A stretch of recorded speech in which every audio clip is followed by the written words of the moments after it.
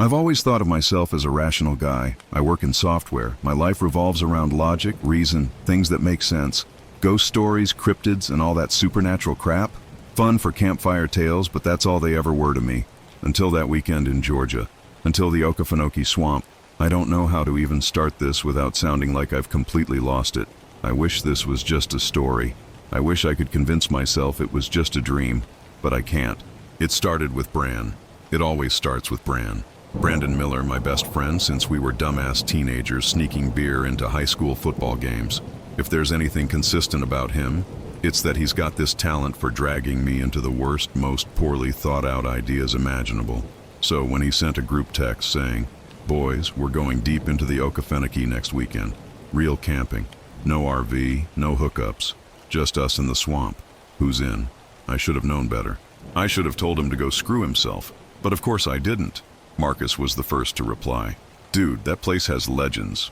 Bad ones. People go missing out there." Which of course only made Bran more excited.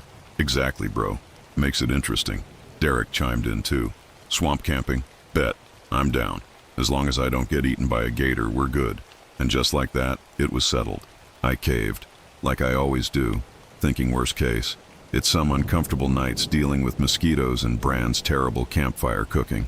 We left Atlanta early Friday morning, crammed into Bran's beat-up Jeep with gear piled so high in the back that every bump threatened to send half of it flying through the windshield. As we got closer to the swamp, the scenery shifted. Concrete faded into endless stretches of pine, then into cypress knees and black water. Roads narrowed until they felt more like trails, and the cell service bars disappeared one by one until there was nothing. Just silence, and trees, and that strange wet smell of swamp air, like mud and rot, and something else I couldn't put my finger on. Our destination was Billy's Island, one of the more remote spots in the Okefenokee. It used to be a logging camp decades ago, but now it's just wilderness. You can only reach it by canoe. So we rented two from a shack that looked like it hadn't been renovated since the 70s. The old guy running the place barely spoke. When Bran told him where we were headed, he just paused, gave a look that wasn't quite a warning but definitely wasn't approval either, then muttered, "Don't stay past dark on the water, and watch the fog." The paddle out was weirdly beautiful. The water was so dark it was almost reflective, broken only by the occasional ripple of a gator sliding under or the hum of insects. Trees stretched out of the water like twisted fingers, covered in hanging Spanish moss that swayed even when there wasn't wind. Somewhere in the distance I heard what sounded like a bird, but it echoed wrong, too low, too drawn out. I ignored it. We reached the island around late afternoon. It was a clearing surrounded by dense trees, with the remnants of some old structures, just rotting wood frames barely standing. We set up camp close to the water, with enough open space to see anyone, or anything coming. I told myself it was just smart camping, not paranoia. First night started out like any other. Fire going, Bran cracking beers, Derek making dumb jokes, Marcus quietly skimming through a tattered book of local folklore he'd packed. Typical. Then sometime after midnight things shifted. It started with sound, or more accurately, the lack of it. 1 second the swamp was alive, frogs croaking, insects buzzing, owls hooting. Then all at once it was like someone hit mute on the world. Total silence. I noticed it first, sitting by the fire poking at the embers. "You guys hear that?" I asked. Bran snorted. "Hear what?" Then he stopped mid-sentence, because that's when we heard it, faint but unmistakable.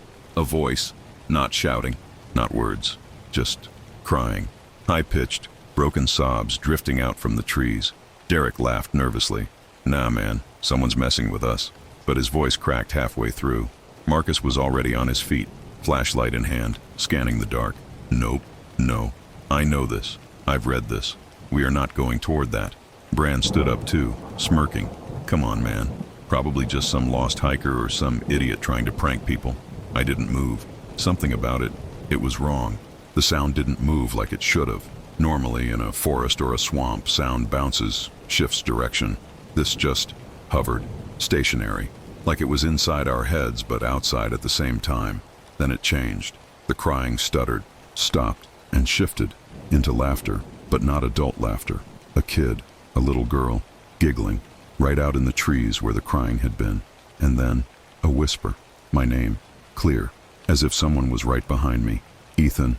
I spun around so fast I nearly fell over. There was no one there. Bran turned his flashlight toward the sound, sweeping through the trees. That's when we saw it. A figure, just at the edge of the tree line. Humanoid, barefoot, too tall, way too tall. Its limbs were too thin, bent at weird angles. It stepped sideways behind a tree and vanished. Bran sprinted after it without thinking. "Hey, yo, get back here!" "Bran, no!" Marcus shouted, but it was too late. Bran was already crashing through the underbrush. Derek grabbed a second flashlight, and the three of us followed. We caught up with Bran maybe 2 minutes later, standing completely still at the edge of this weird marshy clearing. His light was fixed, dead ahead. "Do you see that?" he whispered. I lifted my beam. At first I thought it was just an old tree. The shape was wrong, but then it moved. It was crouched, something tall and gaunt, skin stretched over bone so tightly you could see every rib, every joint. Its head jerked toward us, but it didn't have a face, just a void. Then, as we stared, the void shifted, twisting, and suddenly it had a face. Not just any face. It was Bran's mom. She passed away 3 years ago, and there she was, smiling. Bran stumbled backward. No, no, no, no, no. And then it spoke. Her voice, her exact voice. "Bran, come here, baby." Then it laughed, but the laugh didn't match. It was deep, wet, like something gurgling through waterlogged lungs. "Run," Marcus said, dead serious. "Run, now." And we did. We tore through the trees, branches slapping our faces, tripping over roots. Whatever it wasn't following. But it didn't have to, because every direction started to look the same. Trees, water, trees, and the fog. God, the fog rolled in fast, thick, unnatural. It wasn't mist. It was like smoke from a fire that wasn't burning. Heavy, wet, and it moved with intention. Derek was the first to notice. "Guys, where the hell's the camp?" He was right.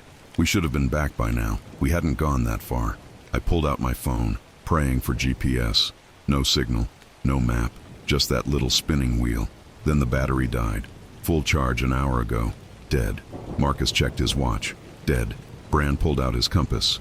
The needle spun in circles. That's when the noises started again. Not voices this time. Something heavier. Wet footsteps. Squishing mud. Coming from all directions. Just circling us. I spun my flashlight around, catching movement. A figure darted between 2 trees. Then another. Then another. Tall. Thin. Wrong. Always just out of full view. Watching. Hurting us. Bran started shouting. "Show yourselves! Get the hell out here!" His voice echoed weird, like it bounced but didn't come back right. Then something snapped right behind me like a tree branch cracking. I whipped around, and that's when I saw it. Right there, no more than 15 feet away, standing halfway submerged in the water. Tall, gaunt, a mess of fur patches, skin stretched too tight, limbs that didn't line up right. Its head, Jesus, its head was a deer skull, but not clean bone, wet, flesh still clinging. And it shifted, melted, twisting until it looked like a person's face, then melted again. It didn't make a sound, just tilted its head, watching. I couldn't move, couldn't breathe. Bran grabbed my arm, yanking me backward. "Move, go, go!" And then we were running again, blind through the fog. We crashed through the brush, the fog swallowing everything beyond a few feet in front of us. The air was thick, suffocating, and it felt like the deeper we ran, the heavier it got, like breathing through a wet towel. The sounds around us shifted, branches cracking above, not below. Something was in the trees now, moving fast, too fast. Heavy steps pounding against limbs that should never have been able to hold something that size. But they did. Whatever was out there, it wasn't bound by the same rules we were.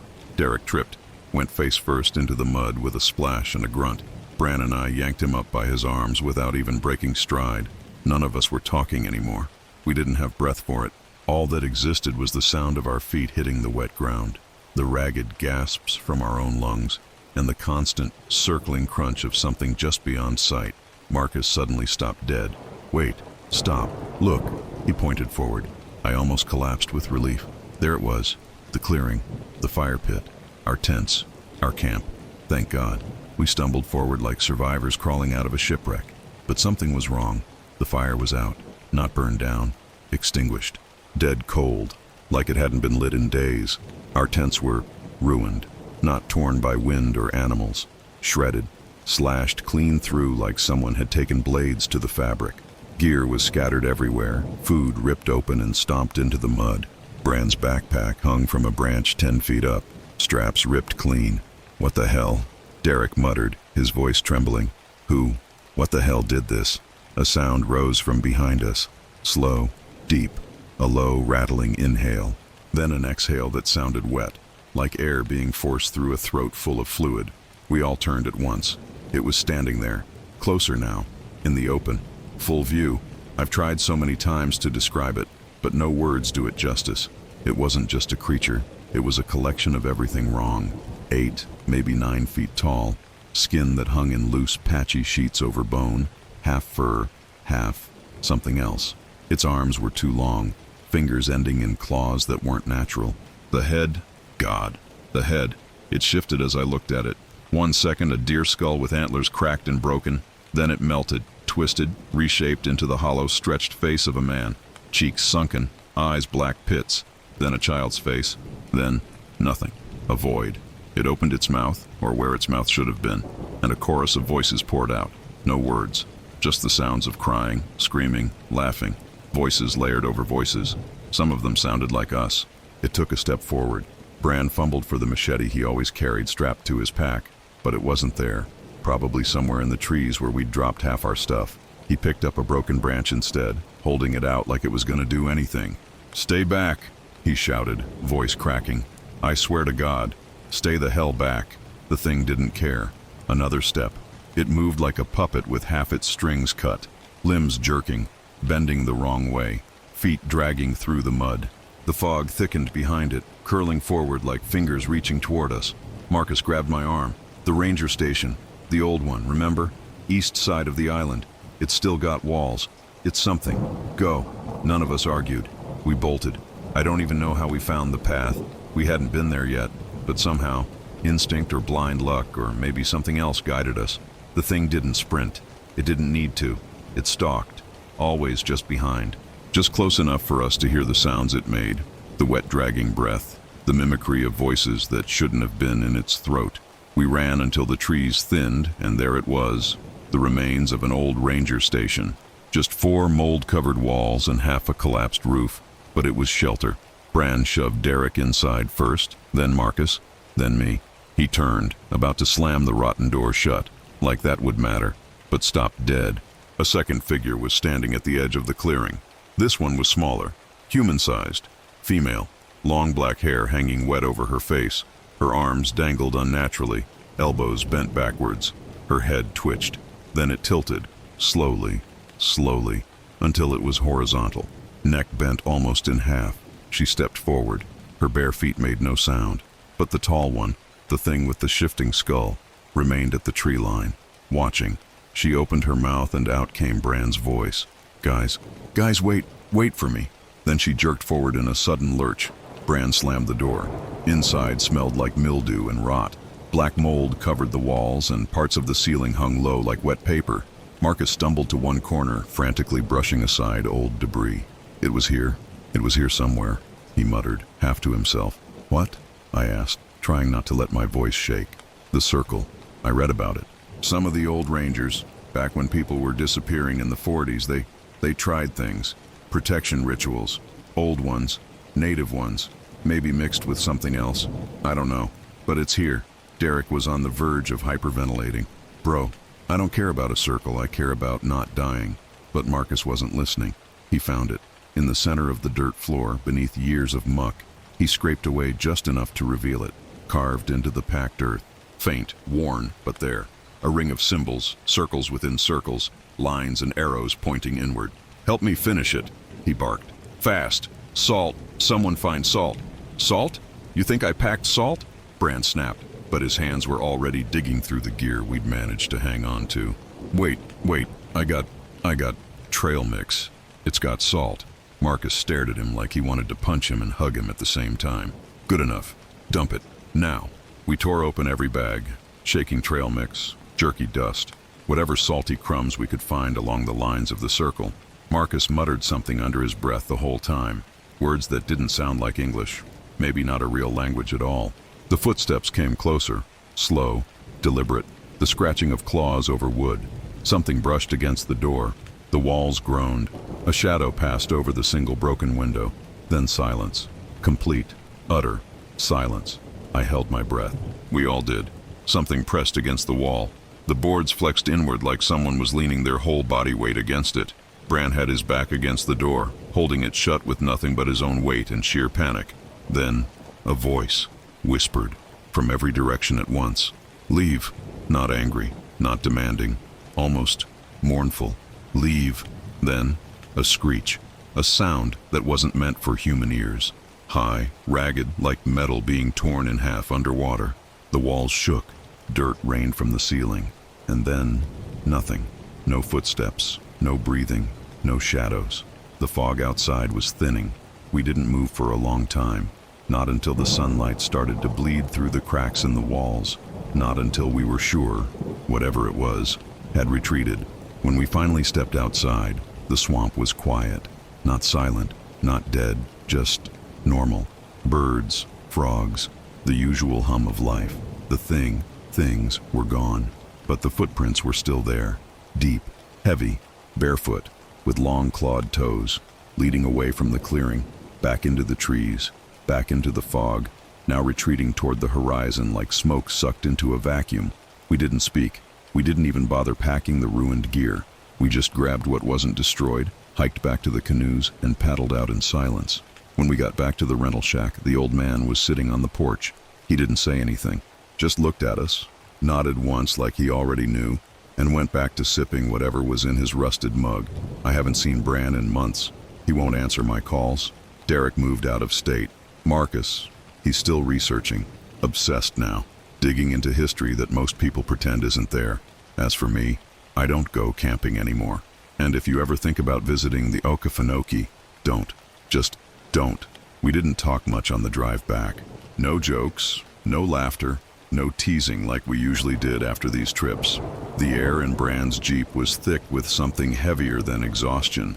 Nobody wanted to be the first to say it, to bring it up again, like talking about it would somehow call it back.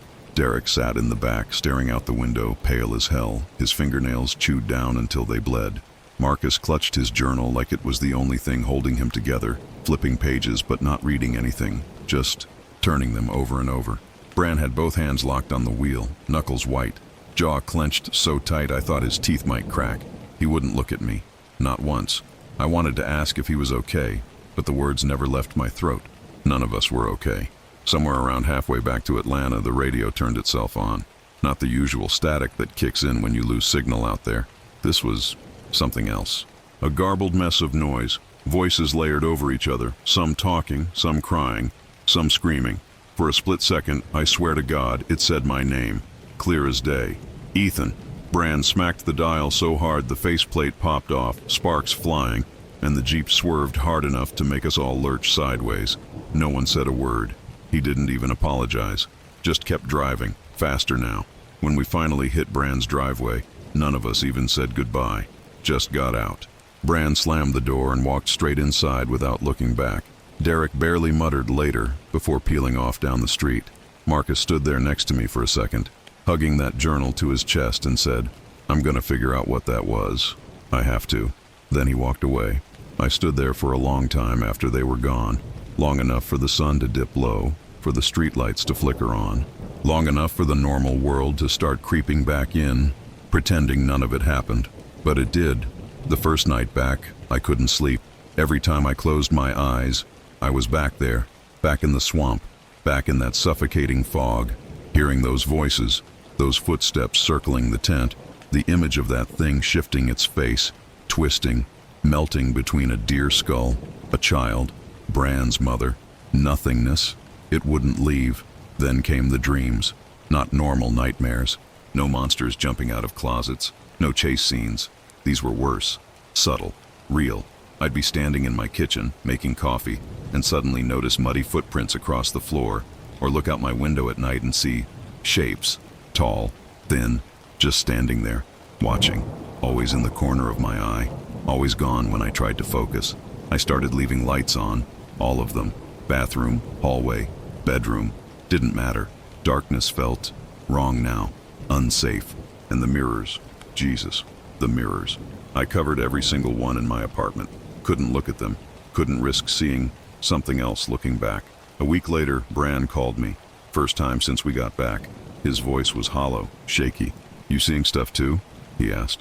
No greeting, no small talk, just straight to it. "Yeah," I said. No point in lying. "Yeah, I am." "Thought so," he whispered. "Thought maybe it was just me. But, nah, it's not done with us, man." "What do you mean?" There was a long pause. Then, quieter, like he was trying not to be overheard. I think when we ran, it didn't chase us out. It let us go. Why the hell would it do that? I don't know, man. Maybe so we'd carry it, spread it, bring it back with us." The line went dead. I tried calling back, but he didn't pick up. Hasn't since. A few days later, I got a text from Derek. A picture. It was his bedroom window. Muddy fingerprints smeared down the glass. No footprints outside in the dirt.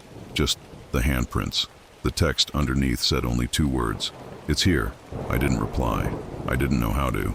Marcus, though, he dove headfirst into it. Started sending me links. Articles about disappearances in the Okefenokee going back decades. Folk tales, native stories. Accounts from old rangers about shadow people in the fog. Symbols etched into trees that weren't part of any known language. One night, I answered his call and he sounded manic. "It's not one thing," he said, talking so fast I could barely keep up. "It's the land itself. A wound, a spiritual fracture. All the blood spilled there. Wars, displacements, massacres, greed, exploitation. It soaked into the dirt. Became something. Became hungry. Dude, slow down," I tried to say, but he kept going. "The fog? Not weather. Not natural. It's a veil. A living thing. A boundary between here and something else. Something we aren't meant to see." I wanted to tell him to stop, that this was insane, but the words felt fake in my mouth, because deep down, I already knew he was right. It's been months now. Sometimes it's quiet. Weeks go by and nothing happens. I start to think maybe it's over. Maybe it finally let me go. Then, a noise. A whisper from the bathroom when I know no one's there. Footsteps in the hall at 3 a.m. A reflection in a turned-off TV that doesn't match what should be behind me. I know what you're thinking. Move. Run. Get the hell away from Georgia. From the swamp. From all of it. But here's the thing. I don't think distance matters. The Okefenokee, it doesn't let you leave. Not really. You just take a piece of it with you. And sometimes, when the fog rolls in just right, it remembers where you are. I tried everything. Salt at the doors. Sage. Some online ritual I found from a forum so deep it felt like the digital version of crawling into a basement no one should be in. For a couple of nights it felt like it worked. Nothing moved. Nothing whispered. But then the dreams came back. Worse this time. More vivid. More intrusive.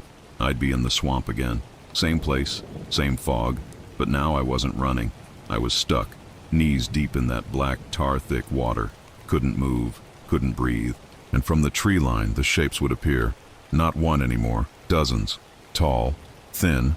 Wrong. Their faces twitching, melting between human and animal and nothingness. Whispering my name. Ethan. Ethan. Ethan. Over and over. Voices stacked on voices until it sounded like a hurricane of voices. Sometimes in the dreams, I saw Marcus. Or Derek. Or Bran. Standing there among them. Faces blank. Eyes empty. Like they were part of it now. I'd wake up drenched in sweat, gasping. Nails dug so deep into my palms they left crescent-shaped wounds that bled onto the sheets. The worst part wasn't the dream itself. It was waking up and realizing the whisper hadn't stopped yet. The voice still lingered, not in my head, in the room, right beside the bed. The first time I actually saw it inside my apartment, I thought my brain had finally snapped. I was brushing my teeth, middle of the night, trying to convince myself that the shadows creeping under the bathroom door were just headlights from the street. Then it stepped through. No noise, no dramatic entrance. It was just suddenly there, standing in the hallway behind me, reflected perfectly in the mirror, 8 feet tall, limbs bending backwards, skin stretched too tight in some places, sagging in others. That deer skull again, cracked, blood still matted in the fur clinging to it. Antlers split down the middle, empty eye sockets boring straight into me. I didn't turn around, couldn't, just stared at it in the mirror, foam dripping from my mouth, toothbrush frozen mid-scrub. Its head twitched once, twice, then it opened its mouth, and the sound that came out wasn't noise. It was my voice. "Ethan," it said, perfectly matching my tone, my pitch. Come back. I don't remember the next 10 seconds. Maybe I blacked out. Maybe my brain just refused to record it. All I know is the next thing I remember is sitting on the floor against the far wall of the living room, lights all on, every lamp in the house blazing. The TV turned to static even though I hadn't touched the remote. The hallway was empty. The mirror was covered in handprints. Long fingers. Too long. Drag marks trailing down the glass like claws scraped across it. After that, I stopped sleeping. Marcus stopped answering my calls about a week later. I drove to his place. Banged on the door until my knuckles were raw. No answer. I peeked through the window. His living room looked like a crime scene minus the blood. Papers everywhere. Strings connecting photos. Maps. Scribbled symbols covering entire sheets of paper taped to the walls. His laptop sat on the table. Screen cracked straight down the middle. I kicked the door open. His bedroom was empty. No signs of a struggle. No forced entry. No blood. No footprints. But his bed was made. Perfectly. Tucked tight. Which was weird because Marcus never made his bed. Ever. And on the pillow was his journal. Open. One page circled in red marker so violently that the pen had torn through. It follows. If you look for it, it notices. If you remember it, it remembers you. Underneath the final scribble. Sloppy. Desperate. The fog is the boundary. If it finds a crack, it comes through. I don't know where Marcus is. No one does. Derek? Gone too. Deleted every social, every email. Phone disconnected. His landlord said he packed up in the middle of the night, left half his stuff behind, and just vanished. No forwarding address. Nothing. Bran. Jesus. I still don't know if he's alive. The last thing I got from him was a voicemail. 3 a.m. 30 seconds of static. Then, under the static, right at the end, a whisper. It's in the house. Click. Silence. I've tried to leave. Packed my bags. Booked a flight. Got as far as the airport. Sat there staring at the departures board, watching the letters shift, and then the fog rolled in. Inside the terminal. Not heavy. Not obvious. Just enough. Enough to see it curling around the edges of the windows. Enough to hear footsteps behind me where there shouldn't have been any. Enough to hear a voice over the intercom that wasn't the announcer. Ethan, come back. I never got on the plane. I don't think it would have mattered. This thing, it isn't tied to the swamp anymore. It isn't tied to Billy's Island or Georgia or any one place. It's tied to us, to me, to anyone who knows, who's heard, who's listening right now. Because here's the part that should scare you more than anything else I've told you. The moment you hear about it, the moment you start picturing it in your head, the moment you imagine the fog curling at the corners of your room, that's the crack. That's the boundary breaking. That's how it gets in. So if you've read this far, if you're still reading, you might want to check behind you, right now, because it knows your name too. There's this hum I hear sometimes now. Low, constant, like static, but deeper. It's not loud. It's worse than loud. It's subtle. You don't notice it at first. It's there under everything. Under the fridge hum, under the AC, under the traffic outside. Always there. Like something waiting for you to stop talking, stop moving, stop pretending everything's fine. Waiting for you to notice it's still watching. I used to think it only came at night. That was the lie I told myself for weeks. Keep the lights on, stay awake until sunrise, and I'd be safe. But it doesn't care about day or night. It doesn't care about locks or salt or prayers. I figured that out the day I saw it standing in broad daylight. Middle of the afternoon. Grocery store parking lot. Clear sky. Sun baking the pavement. I was loading bags into my car when I caught the reflection in the driver's side window. Not my reflection.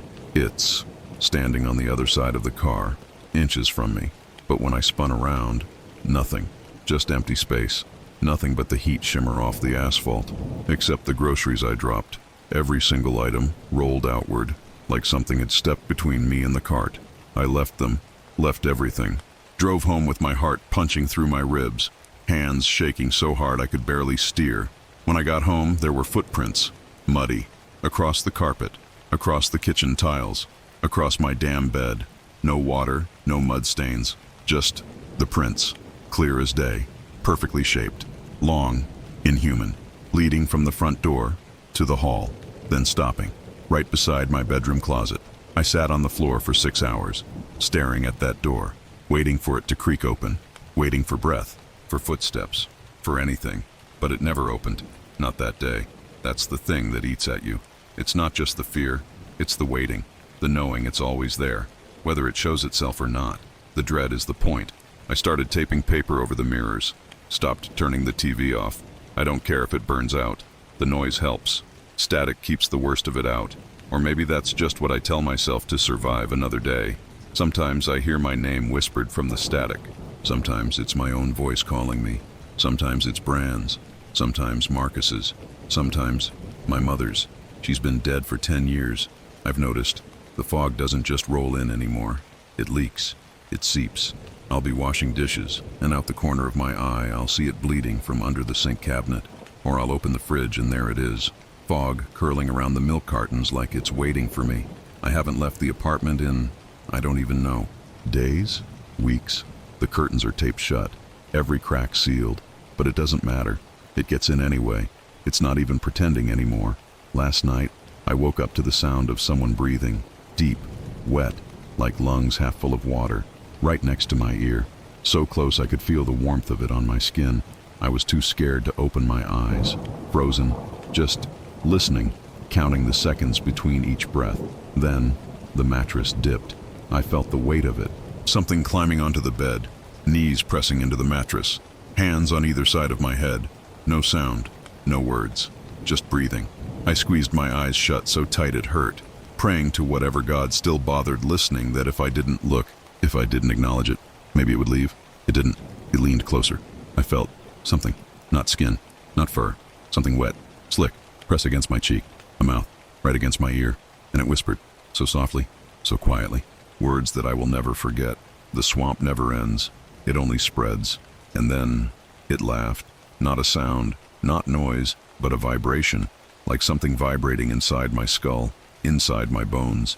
A laugh that wasn't made for human ears. I passed out. When I woke up this morning, there were muddy footprints leading from my bed to the front door. The door was wide open. I swear to God I didn't open it. I stood there for a long time, staring out into the hallway, waiting, listening, but nothing was there. No fog, no footprints, no sounds, just the world, ordinary, boring, normal, like nothing ever happened. But it did, and it keeps happening. To me, to Bran, to Marcus, to Derek, to anyone who's touched that place, who's known it, who's carried a piece of it back, or maybe to anyone who's heard this story. Because maybe, just maybe, that's the point. Maybe the swamp doesn't need you to go to it anymore. Maybe it's learned how to come to you. And maybe, just maybe, it already has. I don't really know how to explain what life looks like anymore. It's not normal. It's not survival. It's more like delay, a game of stalling. Every day I'm just buying time, convincing myself that if I stay quiet enough, still enough, it'll lose interest, that it'll move on. But deep down, I know better. I tried leaving again. Packed my bags in the middle of the night. No warning, no plan. Just grabbed my keys, shoved whatever I could into a duffel, and drove. Didn't even care where. North, away from Georgia, away from the swamp, away from the thing that's been gnawing at the edges of my life like rot on wood. Didn't matter. About 3 hours into the drive, I started noticing the fog. Not much, just a thin layer, crawling low over the road. I told myself it was morning mist. That's all. Happens all the time in the South. Harmless. But then the signs started changing. I was supposed to be heading toward Asheville, toward the mountains. But the signs didn't say Asheville anymore. They didn't say anything I recognized. Billy's Island, Suwannee Trail, Cypress Hollow, Refuge Boundary. All wrong. Roads that don't exist. Distances that don't make sense. I turned off the highway, found a gas station, or something pretending to be one. No lights, no pumps, just a building sitting there in the fog. I pulled up anyway. I don't know why. Maybe part of me knew how this would go. Maybe I just needed to see it. Inside, it was empty, not abandoned, empty. Shelves full, coolers stocked, lights on, but not a soul in sight.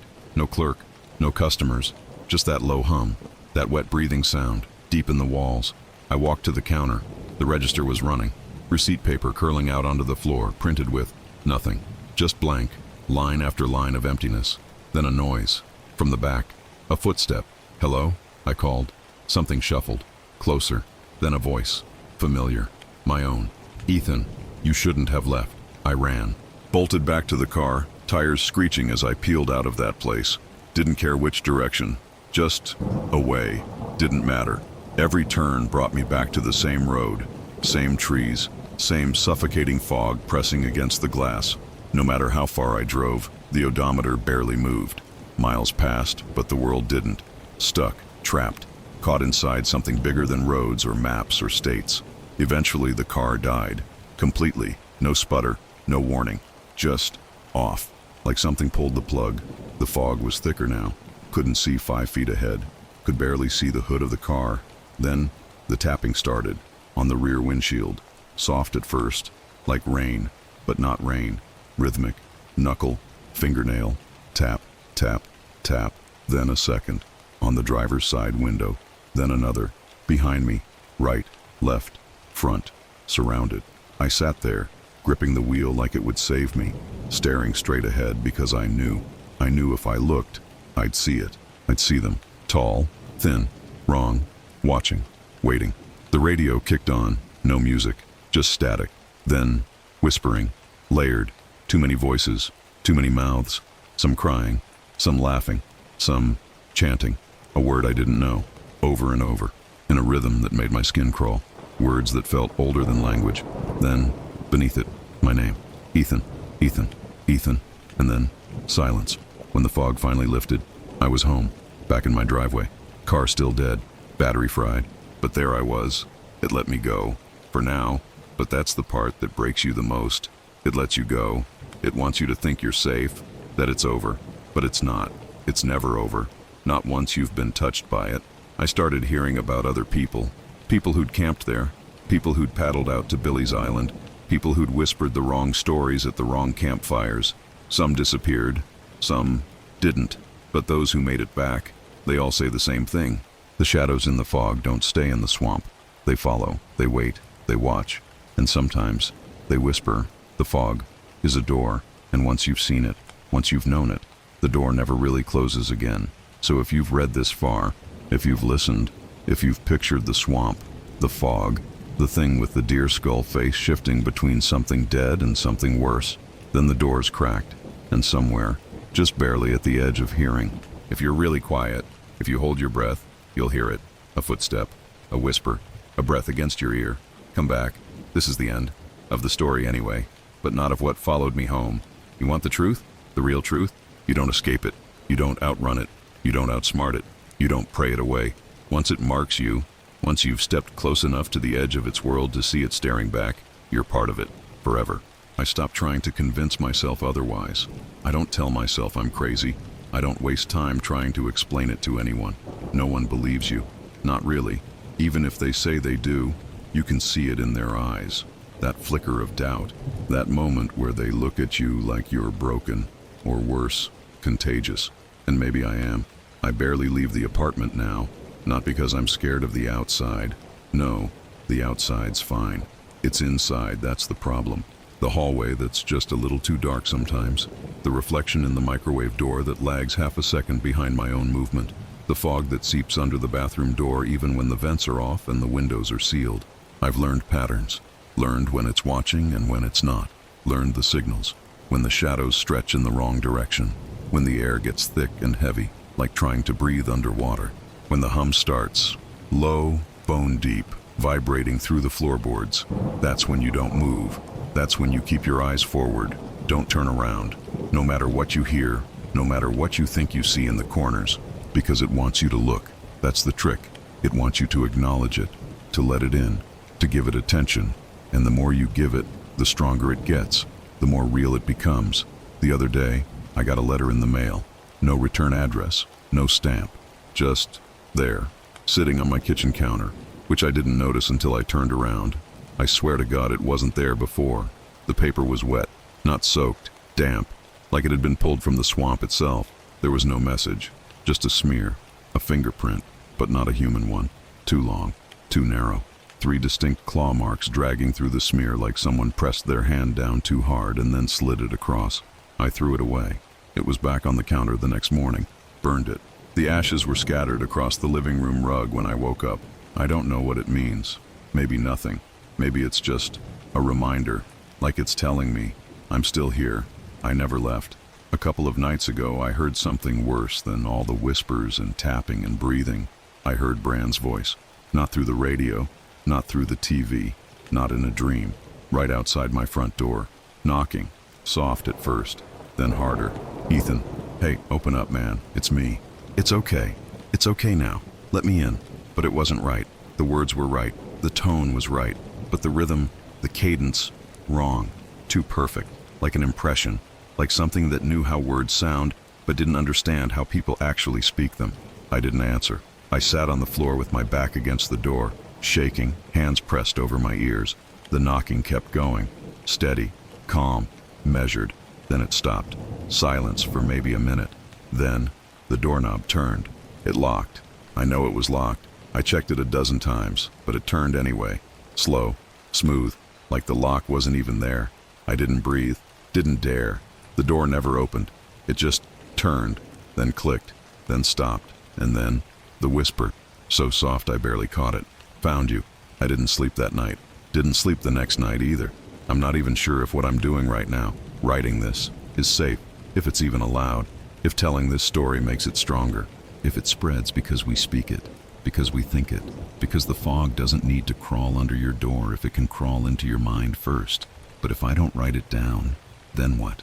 Let it eat me piece by piece until I'm nothing but a hollow thing standing in someone else's reflection. No, you should know. People should know. The Okefenokee isn't just a swamp. It's not just haunted. It's a wound. A bleeding, festering wound in the fabric of the world. Something tore it open. Maybe centuries ago. Maybe longer. And the things that leak out, they don't belong here. And once you've seen them, once they've seen you, you belong to them. Forever. The fog is rising again now. I can see it, edging under the window frames, curling up through the vents, pressing against the seams of the walls like the whole apartment sinking beneath some invisible waterline. The hum is back too. It's getting louder, closer. I can hear footsteps in the hallway. Slow, heavy, wet. It's outside the door again. I won't open it. I won't. But if you hear a knock sometime soon, if you see the fog start to bleed through the cracks, if you hear someone whisper your name when no one's there, don't open the door, no matter what it sounds like. This time it might be for you. This is the end. I'm done. Really. I hope. It's funny in a sick, messed up kind of way. I say I'm done. I want to be done.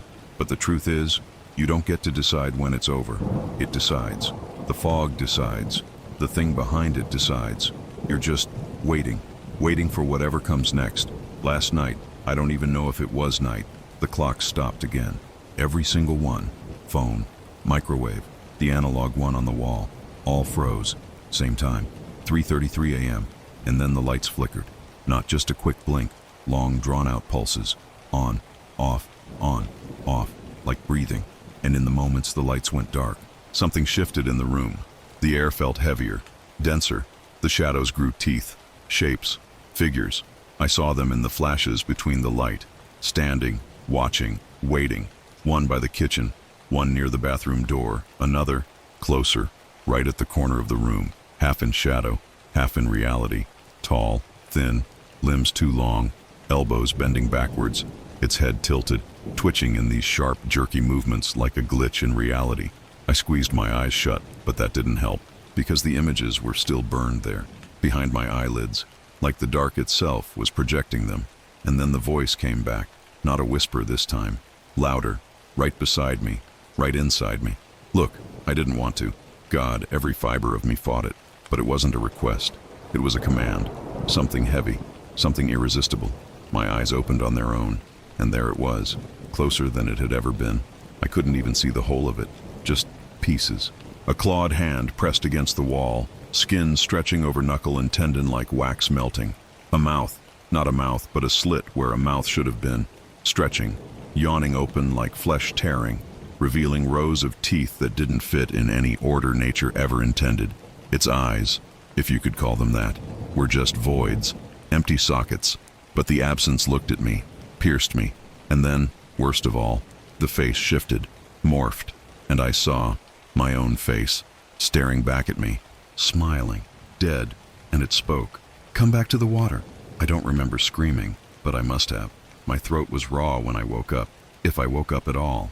There was water on the floor, Mud tracked in perfect footprints from the front door to my bedroom. My shoes were soaked, but I hadn't left. The door was still locked, deadbolt still in place, chain still latched. Didn't matter. Locks are for keeping things out. This was already in. Maybe it always was. It's daytime now, supposedly. But the sky's gray. Too gray. Heavy. Fog sitting thick against the windows, smearing the world outside into shapeless blobs of gray and black. The power's flickering again. It's close. Closer than it's ever been. I don't think I'm making it out this time. So if anyone finds this, if anyone's reading, this is your warning. Don't go to the Okefenokee. Don't read about it. Don't look up the stories. Don't think about it, because that's how it starts. With curiosity, with a story told around a campfire, with a whisper at the wrong time, with fog creeping under the door when you swear it was clear outside. That's the crack. That's the opening. It's patient. It waits. It watches. And once it notices you, there's no going back. No prayers. No salt. No sage. No running. No hiding. It's here. It's already here. The fog is thicker now. It's in the room, wrapping around my legs, crawling up my chest, filling my lungs. Hard to breathe. Hard to think. Hard to... A knock. The door. It's knocking. Soft. Gentle. Just like before. Ethan, it's time to come home. I won't open it. I won't.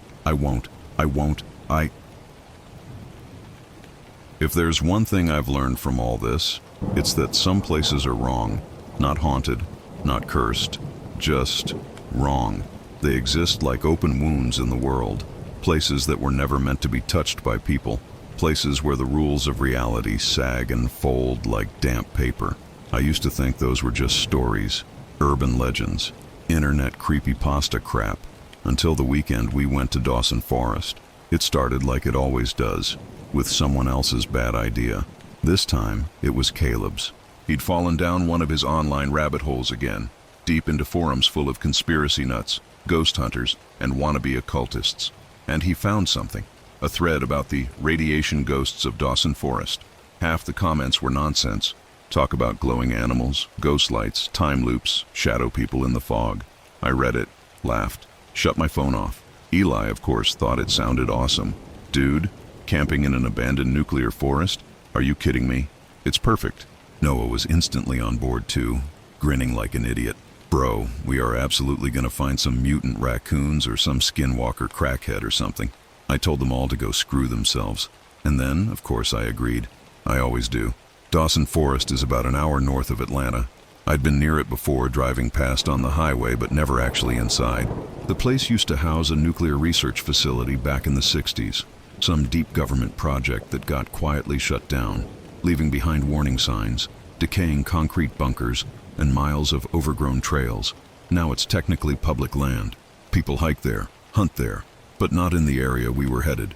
Caleb had maps, old ones, scans of blueprints overlaid with trail guides, highlighting places that hadn't existed on any official map for decades. The first few hours felt normal. We hiked in mid-afternoon. Clear skies, light filtering through the trees. The air smelled like pine needles and dirt. Pretty, peaceful even. Eli led the way, checking his GPS every few minutes, which started glitching halfway in. Normal, he said. Happens out here. I started noticing the weird quiet about 2 miles in. The usual forest noise. Birds, crickets, frogs. All just gone. Not faded. Not quieter. Just gone. Like someone hit mute. The first thing that really set me on edge was the smell. It hit all of us at the same time. Rot. Not roadkill rot. Something worse. Thicker. Like meat left to stew in a dumpster under the sun for a week. We all gagged. Eli tried to wave it off. Probably something dead nearby. Coyotes drag stuff out here all the time. But there weren't any flies. No scavenger sounds. No rustling. Just that oppressive stench, drifting in and out like it was on a timer. We set up camp in a clearing near what was left of a concrete foundation. The moss-covered remains of some forgotten building. A slab of cracked cement with iron bolts sticking up like rusted teeth. Caleb swore it matched the location of one of the research outposts from the old maps. I didn't care. I just wanted the tent up before dark. The first weird thing happened just after sunset. Noah was digging around for firewood when he found it. A set of symbols carved into the trunk of a fallen oak. Circular, geometric, lines intersecting at odd angles, but nothing I recognized. Caleb crouched next to it, snapping pictures. Not English, not Cherokee, not anything I've seen. Maybe protection symbols, maybe warnings. Noah chuckled. Cool. Haunted Boy Scout merit badge. I tried to laugh it off, I really did. But something about those marks made my skin crawl. The lines were too clean, too precise, like they hadn't aged at all, like they were made recently. The fire was struggling. We built it like we always do. Dry wood, teepee structure, perfect airflow. But the flames fought us, flickering low, sputtering like something was sucking the oxygen right out of the air. Eli cussed under his breath, feeding it more and more until it finally caught. Even then, it never burned right. Low, weak, like the forest itself didn't want it there. Then came the footsteps. It started with one, just past the tree line. Heavy, slow, crunch, pause, crunch. Noah shined his flashlight out into the woods. Nothing. The beam cut through trees, hit fog curling low against the ground, but no eye shine, no movement, nothing. Then it happened again. From the opposite direction, Caleb stood up, slowly turning in a circle.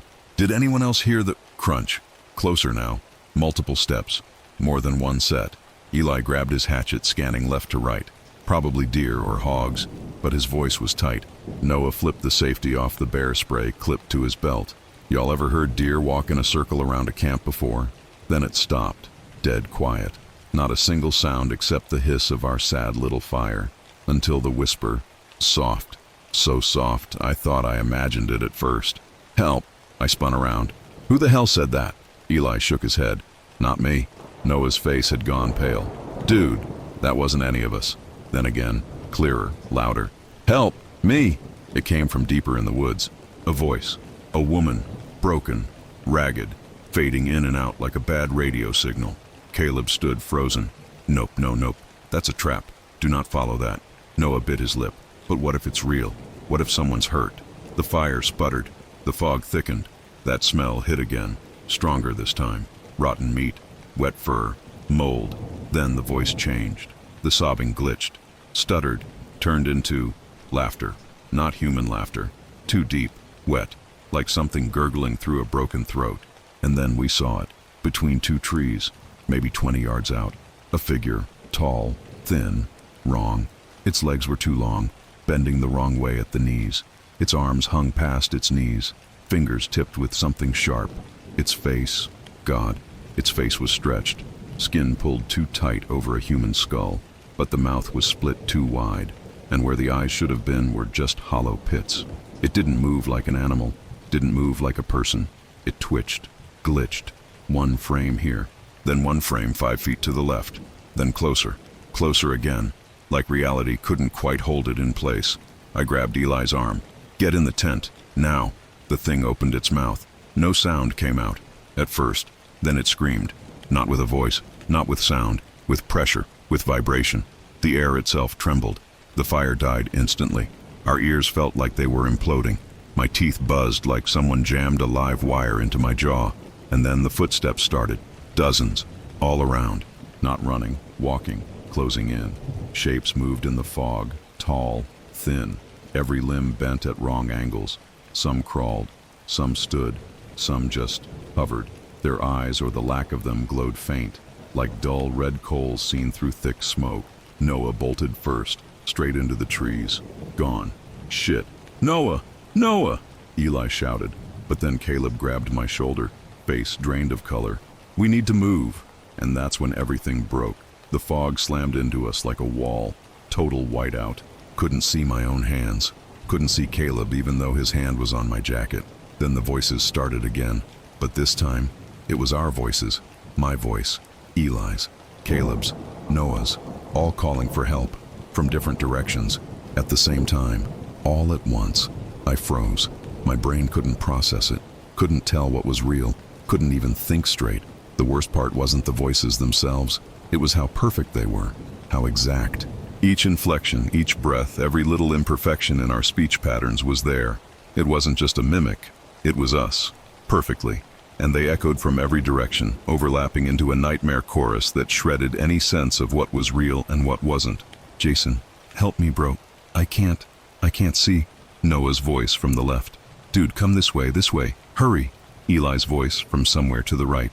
Jason, Jason, please, oh God, help me. My own voice, right in front of me, right where no one should be. I squeezed my eyes shut, hands over my ears, but it didn't stop. The voices weren't just sound anymore. They were inside me, vibrating in my chest, my bones, like my own heartbeat was betraying me. The fog wrapped tighter around my legs, cold and wet, clinging like hands. Then a shadow passed inches from my face. I didn't see it directly, not at first. Just the sense of something massive shifting the air. A breath, hot, wet, right against my ear. Then a whisper, so low it felt like it was crawling into my skull. Found you. I don't know how my legs worked. I don't remember deciding to move. 1 second I was paralyzed. The next I was sprinting blind. Branches whipping my face, thorns tearing my hands. I didn't care where, just away, any direction, away. Shapes flickered in and out of the fog, some crawling on all fours, some standing impossibly tall, heads twisted sideways, watching me with sockets that weren't eyes but were somehow worse. I knew. If I tripped, if I stumbled for even a second, that would be it. They weren't chasing. They didn't have to. They were just walking, watching, waiting for me to exhaust myself. Then something shifted. A break in the fog. Concrete. A building. The bunker. I didn't think. I dove for it. Slid across broken tiles, slammed the half-rotted door behind me, and braced it with my back, panting, staring out through a shattered window into the soup of gray beyond. Nothing. But they were there. Shapes. Tall, motionless, standing in the mist like mannequins waiting for the store to open. The bunker was wrong. The air inside was colder than outside. Stale. Metallic. The walls were covered in graffiti, sure, but under it, older markings. Symbols burned deep into the concrete. Circles. Lines intersecting with impossible geometry. I didn't recognize any of it, but something deep in my gut recoiled from it. There were words, too. Faded. Written in something darker than paint. Some in English. It's not the radiation. The forest isn't sick. The forest is the sickness. Don't listen. Don't speak. Don't think. I staggered deeper inside. Half the ceiling had collapsed. Rebar hanging like rusted ribs. Pools of stagnant water reflected the flickering light of my flashlight, but nothing else. No bodies, no bones, no signs of anyone else. Until I heard it. A breath. Not mine. Slow. Wet. Like someone struggling to inhale through lungs full of liquid. And then, a voice. Weak. Real. Jason. It was Eli, his real voice. Ragged. Scared. From deeper inside. I ran toward it, turned a corner, nearly slipped on the wet concrete. And there he was, curled behind a rusted metal cabinet, knees to his chest, eyes wide and wild. Dude. Oh God. You made it. His voice cracked. He looked like hell. Mud caked up to his thighs, one sleeve torn off, blood streaked across his forehead. It's here, man. It's here. We can't leave. Before I could answer, something slammed against the bunker wall. Hard. The concrete shuddered. Dust rained down from the cracks above us. Then another hit. Closer. Then the sound of fingers, or claws, dragging across the steel door. Long. Slow. Screeching like knives on metal. Eli scrambled to his feet. We have to do something, man. We have to fight it. Or trap it. Something. Caleb said something. About the symbols. I shook my head. Caleb's gone. I don't know where Noah is. It's just us. No. Listen. Caleb said this place is part of it. The research, the experiments. It opened something. The land was already cursed, already wrong. But the radiation, it broke something. Made it worse. Made it real. Made it hungry. The pounding came again. The door bent inward slightly. Then a shadow passed the window. Just a brief flicker. But in that flash I saw it. Not the full thing. Just the legs. Bent backwards. Hooves splitting into toes. Skin that wasn't skin, but some fusion of flesh and fur and rot. Eli, I gasped. How do we stop it? I don't know. His voice cracked, desperate. Caleb said the symbols hold it back, or slow it down. Maybe, if we finish the circle. There's a circle, a broken one, near the back wall. We have to finish it. The door groaned. The hinges popped, screaming under strain. Eli grabbed a broken piece of rebar. Find chalk, paint, anything. Complete the circle. I sprinted toward the back while Eli held the door. The symbols were there, etched deep, but the bottom arc was missing like something had scraped it clean. I tore open a rusted supply box. Nothing but decayed tools. Searched the floor. Nothing. My hands were shaking so bad I nearly missed it. An old bucket of what used to be paint. Dried solid. But under it, a chunk of white tile. Sharp-edged. Heavy enough to scrape. I dropped to my knees, pressing it into the concrete. Carving desperately. Completing the arc. My hands were raw. My nails split. The sound of claws scraping metal grew deafening. The wall trembled. Then, as the line connected, a sound, a snap, like a power line shorting out. The pressure in the air shifted. The bunker shook, not from an impact, from inside. The fog outside surged like it was being sucked backward. The shapes, the things, reeled. Some collapsed. Some twisted into themselves. Bones snapping. The air trembled with a low-frequency hum that rattled my teeth. Then, silence. Eli let the door go. It hung, half off its hinges, but nothing stood beyond it. The fog was gone. The forest, still, empty. For a long time we didn't move, just waited, breathing, listening, waiting for it to come back, but it didn't. Not right then. Not yet. We staggered out, found the trailhead by sheer luck, or maybe it led us. Dawn was breaking, gray light filtering through the trees. The world felt normal again, or it pretended to be. We never found Noah, never found Caleb. Search teams went out later, found our campsite torn apart, found footprints leading into the woods that just stopped. No bodies, no blood, nothing. Locals said it happens sometimes. People get lost in Dawson. It's a tricky place. Messes with your head. Yeah, sure, that's all it is. Messes with your head. Back home, the fog still visits sometimes, just a little, slipping under the doorframe, curling against the window, and sometimes, in the middle of the night, a knock. Soft, measured, and a voice. Jason, it's time to come back. This time, I'm not sure if I can say no. I don't answer the knocks anymore. Not because I'm brave, not because I've outgrown the fear. I don't answer because deep down, I know opening that door doesn't change anything. It's already been in, since that night, since Dawson.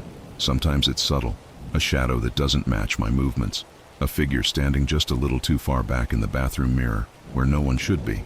My reflection smiling half a second too late. Footsteps in the hallway when I'm the only one home.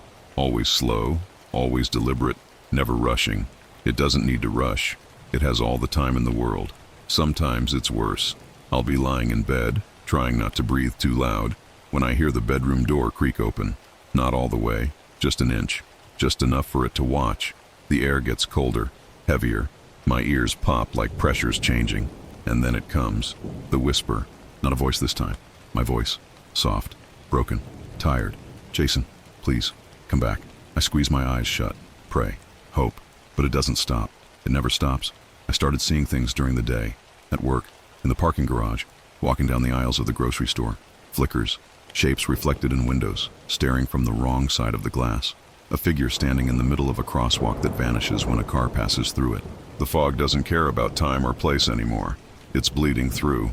I tried moving, packed everything I owned and left. New apartment, new town, farther south. Figured if I put enough miles between me and Dawson maybe the thread would snap. It didn't. Second night in the new place, I found muddy footprints across my kitchen floor. Long, narrow, 4 toes, claw marks at the tips. They started at the back door, locked, chain latched, deadbolt set, and ended, right beside my bed. Noah's mom called me 2 weeks after we got out. Said she woke up one morning to find his bedroom door open, lights still on, phone on the floor, his keys still sitting on the counter. No Noah, no sign of struggle, no note, nothing. Like he just stepped out, or like something stepped in. I didn't know what to say to her. What could I say? Your son got taken by something that isn't supposed to exist, from a place that isn't supposed to be real? No, I lied. Told her I hadn't seen him. I didn't tell her about the voicemail I got that night. It was only 3 seconds long. A burst of static. Then, Noah's voice. It's inside. Click.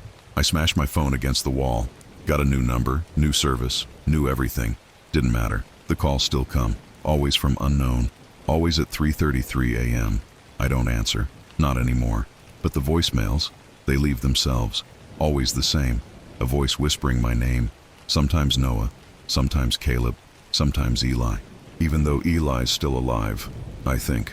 Or maybe he isn't. Maybe whatever's still living in his skin just wants me to think he made it out. I saw him once, months later, walking down the street in my new town. Same ratty jacket, same limp in his left leg from that time he busted his ankle hiking with us 3 years ago. I almost called out. Almost. Then he turned his head. His face. It was Eli's face. But wrong. Too smooth. No pores. Like a mask stretched over something bigger. And his smile. Way too wide. Way too full of teeth. I ducked into a shop. Waited an hour. He never passed by. But when I got home, there were muddy footprints. Again. Right to my bedroom. Right to the closet. I never opened it. I still haven't. I've started noticing other things too. Online, stories, discussions, people talking about Dawson Forest, about the fog, about the shadows, about the voices, more now than ever. Posts getting deleted, accounts disappearing, but not fast enough. Not before I see them. It's spreading. It's not just Dawson anymore. Maybe it never was. Maybe Dawson was just a hole, a tear, a wound in something bigger, older, meaner. And now the wound's getting wider. I don't know what to do. I don't know if there's anything to do. But if you've read this far, if you're still here, if you've let these words crawl into your brain, then maybe, just maybe, you've already heard it. The knock, the whisper, the breath behind your ear when you're sure you're alone. Maybe you just haven't noticed it yet, but you will. You will, because the fog always finds a way in.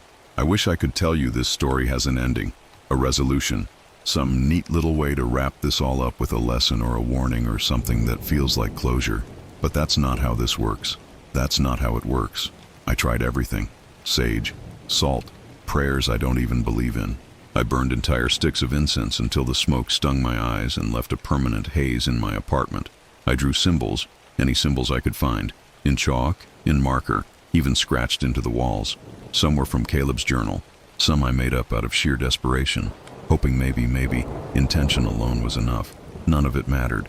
The fog still leaks in, thicker now. It doesn't even try to hide itself anymore. I'll wake up at 2 or 3 in the morning and it'll be there, hanging in the corners, curling around the doorframe, gathering beneath the bed like a living, breathing thing. Sometimes it pulses, expands, contracts, like it's inhaling, like it's alive. Sometimes, I swear it hums, and always, there's that knock. Not loud, never loud, just soft. 3 taps, perfectly spaced, right on the bedroom door, or the bathroom door, or the closet, or sometimes from inside the walls. I stopped answering weeks ago. I thought ignoring it might make it lose interest, like a stray animal, like a scam caller, like anything else that feeds off attention. But deep down, I know that's not what it wants. It doesn't care if you acknowledge it. It already knows you do. It already knows you're listening. It already knows you believe. The scariest thing, I think it's trying to wear me down, not scare me, not anymore. It's patient. It doesn't need to rush. It knows that if it waits long enough, I'll break. We all do. Caleb did. Wherever he is now, if there's anything left of him at all, he broke first. Or maybe that was the plan. Maybe that's why it took him first. He knew too much. Or it liked him more. Noah. God, Noah. I don't even know what happened to him. Some nights I hear him. His voice. Not in the fog. Not in the whispers. In my head. Clear as day. It's fine now, Jason. You don't have to fight anymore. Just open the door. I hear him when I'm awake. Driving. Walking. In the store. On the street. His voice. Friendly. Calm. Comfortable. Reassuring. That's the worst part. It sounds like safety. Like surrender. But it's not. It never is. The other day, I woke up standing in my kitchen. I don't remember getting there. The stove was on. All 4 burners. Flame hissing. The front door was unlocked. Wide open. Outside. The fog. Thick. Sitting like a wall just beyond the sidewalk. Perfectly still. Perfectly waiting. I stood there, staring into it. And for a moment, for one long, terrible moment, I almost stepped forward. I almost walked into it. And I swear, I saw a hand. Just one. Pale. Long fingers. Too long. Pressed against the fog from the inside. Waiting. Inviting. I slammed the door. Locked it. Bolted it. Sat on the floor, shaking for hours. Didn't matter. When I finally stood up, when I finally turned around, the footprints were already inside, trailing from the front door, all the way to the bedroom, then to the closet. Then they stopped, right at the closet door. I still haven't opened it. I won't. I can't, because I know The second I do, it's over. The fog doesn't come to scare you. It doesn't come to hunt you. It comes to invite you. It waits, patient, gentle, persistent, and eventually, everyone opens the door. Everyone steps into the fog. Everyone goes back to the forest, whether they mean to or not. So if you hear the knock, if you feel the breath against your ear, if you see the fog curl beneath the door, don't open it, but you will. Eventually, you will, because the forest is patient, and the fog never forgets. I don't even remember how long it's been since Dawson anymore. Days blur into weeks, weeks into months. It doesn't matter. The fog isn't tied to time. Neither is whatever's inside it. Whatever is the fog. Lately, I've started dreaming of the forest, not like normal dreams. These aren't broken, hazy snapshots that fade after I wake up. These dreams are sharp, crystal clear. Every leaf, every branch, every patch of dirt. I smell the pine. I hear the crunch of my boots on the undergrowth. I feel the weight of the air, thick, wet, heavy, and always, always, there's the hum, that low vibration, not in my ears, not in the air, in me, like my bones are tuning forks, vibrating to a frequency that shouldn't exist. In the dreams, I walk the same path, past the old bunker, past the decayed foundations, and then the forest opens, splits into something that isn't forest anymore, something older, deeper, trees that curve backward, roots that pulse like veins, the ground breathing beneath my feet, and there, at the center, the fog waits. It doesn't move, doesn't rush, it just waits. Every time I see it, the same thing happens. A figure steps forward from the fog, but it's never the same shape twice. Sometimes it's Noah, sometimes it's Caleb, sometimes it's me, a perfect copy. Same face, same voice, same crooked smile I've seen in the mirror my entire life. It holds out its hand. It always says the same thing. It's easier if you stop fighting. I wake up gasping, every time, covered in sweat, sheets twisted, nails dug so deep into my palms that I bleed. But the worst part, the absolute worst part, is realizing that the footprints are still there, from the foot of my bed to the closet.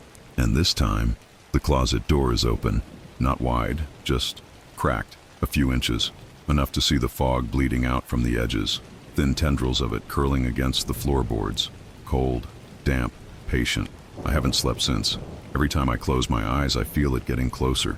Every time I blink, I swear the door opens a little more. Every whisper is louder. Every shadow lasts longer. I started boarding it shut, hammered nails straight through the wood, pushed the dresser in front of it, taped it, locked it, did everything I could, and for a day, it worked. Then I came home yesterday. All the boards were on the floor, every nail bent, twisted, not pulled out, twisted, like someone, or something, reached through the wood and snapped them in half. The closet was open, wide. The fog was thick inside, like a wall, but it didn't cross the threshold. It didn't need to, because now it knows.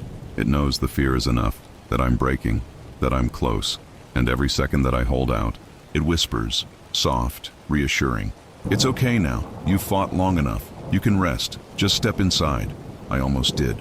I stood there, barefoot, shaking, staring into that void, that wall of moving gray, and somewhere in there, I saw them, all of them, Noah, Caleb, Eli, and behind them, something taller, something that doesn't have a shape, something that bends the fog around itself like it's wearing the air as skin, watching, waiting, smiling. I don't know how much longer I can hold out. I don't know if writing this even matters. But if anyone's reading, if anyone ever finds this, know this. It starts small. A story, a voice, a reflection that lingers too long. Fog where there shouldn't be fog. Then, a knock. Always the knock. 3 taps. Soft, patient, and then the whisper. It's time to come home. If you hear it, if you feel it, if you see the fog curling under your door, don't listen, don't speak, don't look. But deep down, you'll know it's already too late. Because the forest never lets you leave. Not really. It just lets you think you have. For a while, I stopped leaving my apartment altogether. It doesn't matter anymore. Whether I'm outside, in here, or halfway across the world, I know that. I know now that this thing, whatever it is, isn't bound by space, or time, or rules we understand. Dawson was just the doorway, the threshold, a crack in something much, much older than concrete bunkers and warning signs. Sometimes I wonder if the forest was always like that, or if someone, did something to it. Maybe the nuclear testing didn't just poison the soil and the water. Maybe it poisoned reality itself, punched a hole through the skin of the world, and let something seep in from wherever nightmares go when they're not being dreamt. Or maybe it was always there, and we just got unlucky enough to notice. I started hearing them more frequently now, not just at night, not just in the fog, in everything. The hum of the refrigerator, the static between TV channels, the whisper of the wind under the door. If I sit still long enough, if I let the quiet settle, it's there. Jason, sometimes Noah's voice, sometimes Caleb's, sometimes my own. It's okay now. You're so tired. Just come back. Come back to the trees. Come back to the water. Come back home. I started pulling the mirrors off the walls. First the bathroom, then the hallway, then the one above the dresser. I thought if I got rid of the reflections, it would stop. It didn't, because then it started using the windows. Even with the blinds drawn, I'd catch it, that shape, that silhouette, standing, perfectly still, on the other side of the glass, not moving, not waving, just waiting. And if I was stupid enough to look for too long, I'd see the hand, pressing slowly, softly, against the window pane, fingers too long, joints bending the wrong way, tapping, tap, tap, tap, not knocking to come in, knocking to remind me, reminding me that it's still here, that it's always been here, that it's waiting, and it doesn't have to force the door open, because it knows, eventually, I will. The other day I found something new, something I wish to God I hadn't. A note, on my kitchen counter, not mailed, not slid under the door, just there, waiting, folded perfectly, plain white paper, no handwriting, no ink, but when I unfolded it, the message wasn't written. It was pressed, etched into the fibers like something sharp had scratched it one stroke at a time. It said, "The door is already open." I dropped it, backed away, looked around the apartment expecting to see, I don't even know what, something, anything, but there was nothing. No shapes, no footprints, no fog, just silence. And that was worse, because the silence means it's inside now, not sneaking, not hunting, just here, part of the air, part of me. It doesn't have to whisper anymore. It doesn't have to knock, because it knows. It knows I know. It knows I'm close, that I'm right there, the edge, the threshold, standing at the border between holding on and letting go, between staying in this reality and stepping into whatever's behind the fog. And every day, every hour, the pull gets stronger, easier, comforting even, because maybe the scariest part isn't the thing itself. Maybe it's realizing that after all this time, after all this fighting, part of me wants to open the door. Part of me wonders, what if it's not worse over there? What if the real nightmares is staying? And right now, as I sit here, writing this, I can feel it, standing behind me, close, closer than it's ever been. No breath, no sound, just presence, waiting, patient, and the fog is curling at the corners of the room, thick, cold, soft, like fingers on my skin. And I know the moment I look, the moment I turn around, it's over. But maybe that's okay. Maybe it's time, because the knock isn't coming from the door anymore. It's coming from inside the room. Tap, tap, tap, right behind me, and a voice, soft, warm, familiar. "Jason, we've been waiting. Come back. It's time to come home." And God help me, I think this time I might answer. I sit here frozen. My hands are trembling, fingers hovering just above the keys. My chest is tight. My pulse feels like it's beating somewhere in my throat. Too fast, too hard, like it's trying to escape before the rest of me does. The tapping continues, gentle, patient, like someone drumming their fingers on the table while they wait. Not annoyed, not angry, just certain, like it knows how this ends, like it always knew. I tell myself not to look. I whisper it over and over under my breath like a prayer. Don't look, don't turn around, don't feed it, don't give it that piece of me. But it's getting harder. The pressure behind me isn't just presence anymore, it's weight. I can feel it now, like the air itself is thicker behind me, like something is leaning in close, close enough that if I turned my head even an inch, I'd feel its breath on my skin. Except I won't, because whatever's standing behind me doesn't breathe. It doesn't need to. There's this static in my head now, a low crackling hiss, like the sound of an old TV left on a dead channel. It's not in the room. It's inside me, inside my skull, growing louder, sharper, splitting into fragments of words, pieces of voices. Some of them are mine, some of them are Noah's, Caleb, Eli, others are older, rougher, sounds that aren't words but were never meant to be. I squeeze my eyes shut, but it doesn't help. The shapes are still there, behind my eyelids, tall, thin, wrong, just like in the forest, just like in Dawson, just like in the fog. I can see them standing in the corners of my mind, limbs bending where limbs shouldn't bend, heads tilted, watching. It's okay, the voice says. You're tired. We know. You fought so hard. But it's time now. It's time to come back. Come back to the trees. Come back to the water. Come back to the fog. Home. God, I want to scream. I want to run. I want to do anything other than sit here, locked in this moment where time feels like it's stretched thin, held together by nothing but my stubborn refusal to turn around. But here's the worst part, the part that I can't escape no matter how hard I fight it. It doesn't need me to turn around, because the fog is already inside. It's in the walls, in the floorboards, in my skin, in my bones.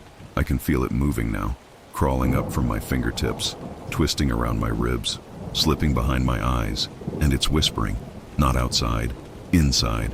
It's time, Jason. We've been so patient. You don't have to be afraid anymore. You don't have to fight anymore. It's easier if you stop. And the worst part is, it's right. I am tired. So goddamn tired. Tired of running. Tired of pretending the footprints weren't real. Tired of boarding up the closet. Tired of covering mirrors and unplugging TVs and throwing salt across the door like any of it ever mattered. Tired of believing I could ever leave Dawson behind. Because the truth is, you never leave. No one leaves. The fog isn't a place. The forest isn't a place. It's a wound, a fracture in reality. And once you've seen it, once it's seen you, it doesn't matter how far you run, how long you hide, how hard you fight. You are part of it, forever. The tapping stops. Silence. For a moment, I think maybe it's over. Maybe it gave up. But then, the floorboards behind me creak. Slow, deliberate. Something steps closer. And the voice. My voice. Noah's voice. All of them layered together, warped into something hollow and endless, leans close. It's time to open the door, Jason. The one inside. I don't remember standing, but I'm standing now. I don't remember turning, but I've turned now. And as my eyes meet the thing behind me, as the fog rushes forward, filling my lungs, my mouth, my eyes, I realize there was never a door, never a threshold, never a way out. The door was always me. I was the doorway. And now, it's open. And the fog is home. And just like that, everything collapses. Not physically, not like walls crumbling or the ceiling caving in. It's subtler, more terrifying.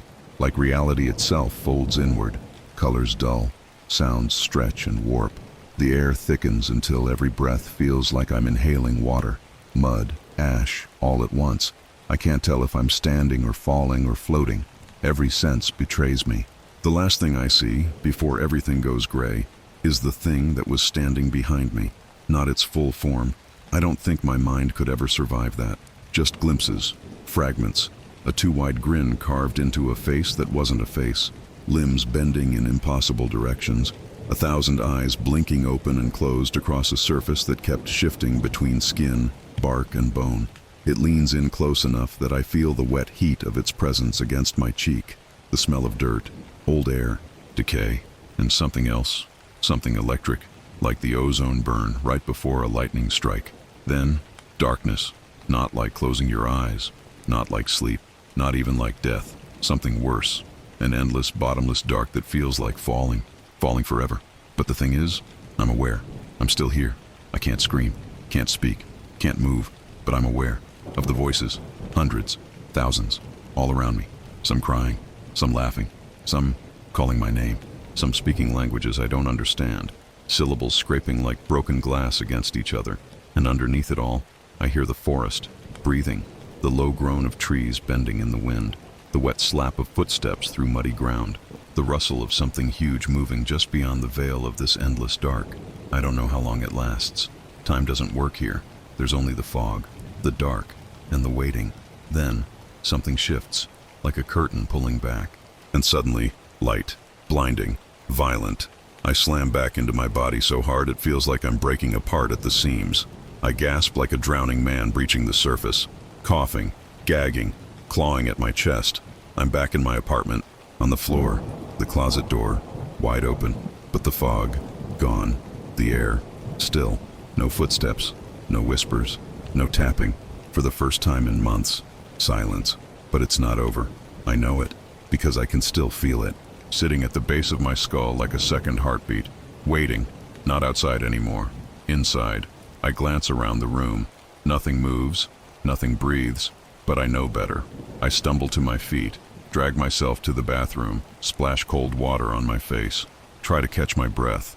Then, I glance at the mirror, and I freeze, because in my reflection, I'm not blinking, not with the rhythm I should. My chest isn't rising when it should, and worse, my reflection smiles, but I don't. I stare. It stares back, and its mouth moves. Welcome home. I fall backward, heart in my throat, knocking over the towel rack, scramble away from the mirror like it's alive. When I finally work up the nerve to look again, the reflection's normal, looks like me, moves like me, breathes when I breathe, but I know better. I know now. It's waiting for the next slip, for the next blink, for the next crack in my mind. The fog was never just outside. It's always been creeping in, little by little.